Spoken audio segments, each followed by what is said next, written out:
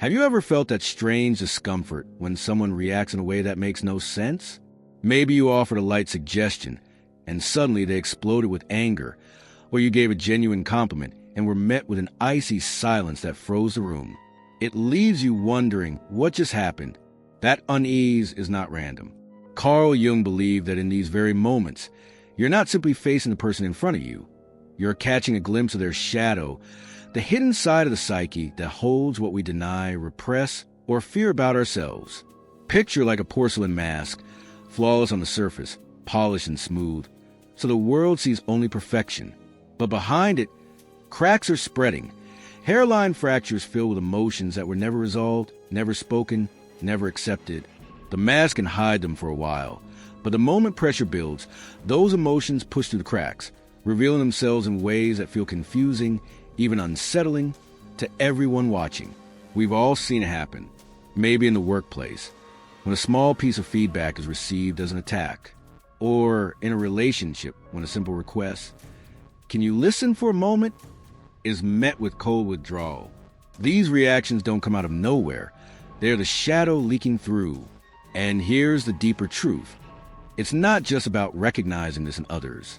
The more important question is, what happens when it's your own shadow breaking through the mask? Because the shadow doesn't only live in other people. It shows up in us. 2.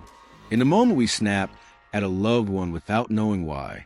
In the way we shrink back from opportunities because an invisible fear whispers that we're not enough. Jung's insight wasn't meant to shame us, but to guide us toward wholeness. He believed that these uncomfortable moments, though they feel like chaos, are actually invitations. Invitations to look deeper, to see beyond the mask, and to start asking, what part of me is trying to be seen?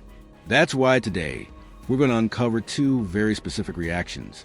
They might look ordinary on the surface, but hidden inside them is a map, a signal that points directly to the shadow. Once you learn to notice them, your world begins to change. Suddenly, you can see what's real beneath the surface. You can stop taking everything so personally, and instead of being thrown off balance, you start to understand the deeper patterns at play. It's like turning on a light in a dark room. What once felt frightening becomes clear, and clarity always brings power. These 2 reactions may look common, even mundane, but within them lies a key to transformation. And when you hold this key, you're no longer just surviving human interactions. You're learning to decode them, to see the hidden self in others and, most importantly, in yourself. Because here's the truth. When you begin to understand shadow, you stop living as a prisoner of confusion. You start to reclaim your power. And this journey, though it begins with seeing others, always leads back to one place: your own heart, your own soul, your own hidden depths. These 2 reactions seem ordinary at first glance, but they conceal a power that can reshape the way you understand yourself and everyone around you. Let's step into the first one now. Carl Jung described the shadow as a hidden bundle of everything we repress, deny, or push out of sight within ourselves. Anger we don't want to admit, envy we don't want to feel, fears we'd rather ignore, and the soft places of vulnerability we've been taught to hide. And here's the thing, it doesn't just disappear. What we push down doesn't dissolve. It waits. It slips into our reactions when we least expect it, and often in ways that leave us surprised by our own behavior. Think about that colleague who prides himself on being the calm one in every situation. He wears patience like a badge of honor. But then one small inconvenience, a printer jam, a late email, suddenly pushes him over the edge, and his calm shatters into rage. Or the friend who never stops talking about generosity, kindness, and service, yet becomes bitter and resentful when their efforts aren't recognized. These aren't just contradictions. They're cracks in the mask, the places where the shadow breaks through and demands to be seen. And if we're honest, we've all had moments like this. Times when we react in a way that felt strange, even to ourselves. Maybe you lashed out at someone you love, and afterward, you couldn't explain why it hurt so much. Maybe you withdrew into silence, punishing someone without ever saying a word, while inside you felt a storm you couldn't name. Those moments are not random. They're the shadow knocking, asking for attention. Jung believed that this inner tension between what we show the world and what we hide creates psychic energy. It's like a tightly coiled spring. The more we press down what we don't want to face, the stronger the pressure becomes. And when it finally escapes, it doesn't ask for permission. It takes over. That's why someone who's always proud of their patience can become the most explosive in anger, or why someone who preaches selflessness can carry deep resentment when their sacrifices go unnoticed. The shadow isn't just about bad qualities. It also hides unlived parts of ourselves, talents we never claimed, creativity we dismissed, sensitivity we were told was weakness. It's everything we didn't allow to exist in the light, which means that when the shadow shows itself, it isn't always destruction. Sometimes it's a chance for rediscovery, but only if we're willing to notice. So pause for a moment and think. Have you ever caught yourself acting in a way that felt foreign, even unsettling, as though some other part of you had taken the wheel? That wasn't a mistake. That was your shadow stepping forward. Try to remind you of the parts of yourself you've pushed away. But here's the danger. What happens when the shadow doesn't just peek through in a single outburst, but begins to dominate the way we respond to life? What happens when the hidden part no longer stays hidden, and instead starts running the show? That's where our journey goes next. Because noticing the shadow is only the beginning. The real question is, what happens when it begins to take control? In daily life, the shadow often shows itself in two main ways: through exaggerated reactions or through cold, disproportionate detachment. A small provocation triggers an explosion of anger that feels far too big for the situation. A moment that calls for empathy is met with chilling indifference, as though the heart has gone missing. It's like the emotional volume knob is broken, sometimes blasting at full force, other times turned all the way down when warmth is needed most. Jung had a striking way of describing this. What we deny in ourselves appears in others as fate. In simple terms, the things we refuse to face within us don't just vanish. They find a stage outside. We project them onto the people around us. That's why you may find yourself criticizing someone for being selfish, while secretly battling your own unacknowledged needs. Or why you might feel furious at someone's arrogance when, deep down, part of you is afraid of your own desire to be seen. Projection is sneaky. It makes everyday conflicts heavier than they should be. A simple disagreement about household chores can escalate into days of silence. A casual remark at work can ignite a firestorm of defensiveness. Suddenly, it's not about the dishes or the email. It's about the shadow, pushing itself into the light through distorted reactions. And when we ignore these signals, a dangerous pattern sets in. Think of it like a broken clock. Its hand stuck at the same hour. No matter how many days pass, it points to the same time again and again. That's what happens when the shadow runs unchecked. Life begins to feel like an endless repetition of the same arguments, the same disappointments, the same unresolved pain. Different faces, different places, but the same emotional script playing on repeat. You might notice it in your relationships. Falling for partners who mirror the very qualities you can't stand in yourself. Or in your career. Repeating the same patterns of self-sabotage even when opportunities change. It's not coincidence. It's the shadow looping, calling for recognition. And the more we refuse to listen, the louder and more distorted the reactions become. The shadow doesn't just create discomfort. It creates destiny if left unattended. That's the hidden mechanism Jung wanted us to see. The way unacknowledged parts of the self hijack our lives, shaping choices, relationships, even the stories we tell ourselves. Every projection, every exaggerated reaction is a message coded with meaning. Something within you is waiting to be faced. But here's the pressing question. What if the cycle never gets interrupted? What happens when the broken clock keeps ticking in silence, dragging a life forward without ever moving the hands to a new hour? What happens when the shadow, instead of being glimpsed in fleeting reactions, becomes the silent ruler of the entire story? That's where we're heading now. Because the cost of a life dominated by the shadow is far greater than a few awkward moments. It's the erosion of freedom itself. When the shadow stays hidden, the consequences are far from harmless. The effects seep into every corner of life, often in ways we don't connect at first. Relationships begin to wither because no one can endure constant defensiveness or emotional coldness forever. The people closest to you feel like they're walking on eggshells, never sure which version of you will appear. Over time, the distance grows. Love, trust, and connection start to erode, leaving only tension in their place. Inside, the cost is even greater. Your sense of identity fractures. You polish mask after mask, presenting different versions of yourself to fit expectations, each one carefully crafted to appear flawless. Yet behind every mask, there's an emptiness growing larger, like a room with no echo. It's the haunting experience of performing life instead of living it. You smile, you work, you play your role, but when you're alone, something inside whispers that none of it feels real. It's like walking through a corridor lined with distorted mirrors. In each reflection, you see a slightly altered version of yourself. Taller, shorter, wider, thinner, but never true. The more you stare, the more lost you feel, because you can't find a reflection that matches the real you. That's the trap of a life lived far from the shadow.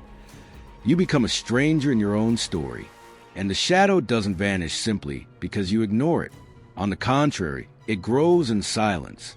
Repressed anger festers until one day it bursts out in a way that shocks everyone, even yourself. Denied sadness hardens into cynicism, a sharp edge that cuts down hope before it has a chance to bloom. Vulnerability turned away from becomes numbness, and numbness turns into isolation. Slowly, the heart closes, and anxiety seeps in like water through cracks in the foundation. What's left is a deep void, a sense that no matter what you achieve or who surrounds you, something essential is missing. This is why Jung insisted the shadow is not the enemy. It's easy to believe it's dangerous, that the goal is to banish or silence it forever. But he taught the opposite. The shadow is an invitation. It's the unopened letter waiting to be read, the locked door hiding the treasure we've forgotten belongs to us. To face the shadow is to accept the call to a deeper journey, not toward perfection, but toward wholeness. He called this process individuation, the path of integrating what has been split, of bringing light into what was hidden. It's not about erasing the shadow, but about allowing it to speak, to show us what we've denied, so that we can live less divided and more authentic. It is a journey of becoming one, of seeing the mask and the shadow meet, and finding that your true self is bigger than both. So the question becomes, how do you begin? How do you move from being ruled by the shadow to walking toward integration and wholeness? Jung left us more than ideas. He left us a map, and it's this map that will guide the next step of our journey.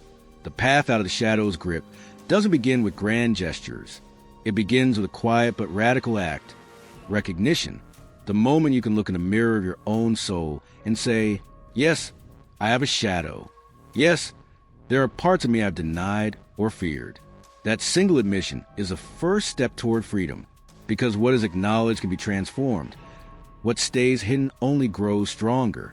From recognition, the journey moves into integration. This doesn't mean celebrating your rage or indulging your jealousy. It means listening to them as messengers rather than treating them as monsters. Every emotion carries information. Anger may be telling you about a boundary you've neglected. Jealousy might be pointing to a dream you've abandoned. Fear could be showing you the exact place where courage is needed. When you start to interpret the shadow's signals instead of fighting them, you discover they are not obstacles to your growth. They are guides. The third step is conscious action. Awareness without practice dissolves back into old patterns. But when you respond differently, the cycle begins to shift. Imagine the anger rising in your chest. You pause, breathe, and choose silence before speaking. The old self would have exploded. The new self creates space for wisdom. Picture jealousy burning within you. You sit down and write instead of accusing, transforming raw energy into clarity. These are not small victories. They are rewrites of destiny, one choice at a time. And then comes a fourth step, legacy. The parts of you that once wounded others can be transformed into gifts of compassion and strength. The person who once struggled with silence learns to listen deeply. The one who wrestled with anger becomes a voice for justice. What once made you ashamed becomes the very soil from which your service to others grows. This process doesn't demand perfection. It thrives on microactions. Keep a small notebook to track the moments when your reactions feel too big or too cold. Practice silence before answering questions that trigger you. Allow yourself to say no in situations where you once surrendered just to keep peace. These simple acts are seeds that, over time, grow into a new way of living. But here's the truth. The journey is not a straight road. It twists, turns, and sometimes doubles back. Progress doesn't mean never stumbling. It means learning to rise differently after each fall. And along this path, there are traps, subtle, seductive, and capable of pulling you back into the old cycles before you realize it. So the question is, what happens if you stumble into one of these traps? How do you recognize when the path has turned into a detour disguised as progress? Let's step into that next. Because knowing the dangers can make the difference between transformation and another loop of the same broken clock. There are a few traps on this path that catch even the most sincere seekers. The first is ego inflation. The moment you begin to see the shadow clearly, it can trick you into feeling superior, like you've uncovered a secret others are too blind to notice. But the shadow loves to hide behind pride, and the instant you believe you're above others, it slips back into control. Real growth is never about superiority. It's about humility, about realizing that everyone is wrestling with unseen battles. The second trap is isolation. Once you felt the sting of your own shadow, it can seem safer to retreat from people altogether.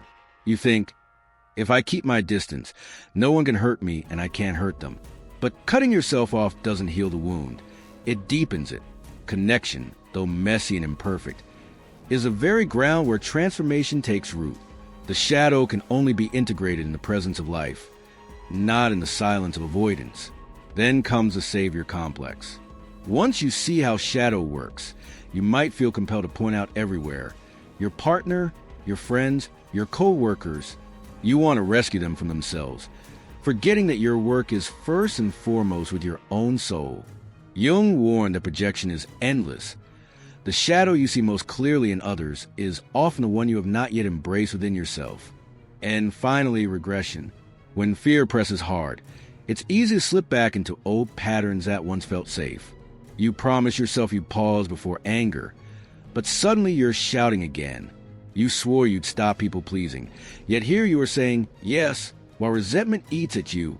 Regression doesn't mean failure, but if you mistake it for permanent defeat, you risk getting stuck at the beginning again. It's like being in a vast labyrinth. Each turn could lead you closer to freedom, or spin you back to where you started. Some philosophers believe the answer was pure willpower, like Nietzsche's call for the individual to overcome alone. Others, like Meister Eckhart, spoke of surrender as the way through. The truth, as Jung might say, lies in balance. It takes courage to face the shadow, but also takes humility to admit you cannot do it with pride as your guide. If you can hold both strength and softness, will and surrender, then the labyrinth is no longer a trap. It becomes a path. And on the other side of these traps lies something extraordinary. The moment when a shadow no longer threatens you, but begins to serve your wholeness. And that moment has a name. It's the rebirth, the silent, transformative turning point where everything fractured comes together again. Rebirth doesn't arrive with fireworks or grand applause. It comes quietly, like a seed breaking through the soil, almost unnoticed, yet carrying the power to change everything. The persona, the polished mask you worn for so long, finally meets the shadow, the hidden self you've tried to escape. And instead of tearing you apart, their meeting creates a deeper wholeness. You realize the fragments of your story were never meant to be erased. They were meant to be woven together into something stronger, something more honest. Picture the mirror you thought was ruined, shattered into pieces by shame, fear, or rejection.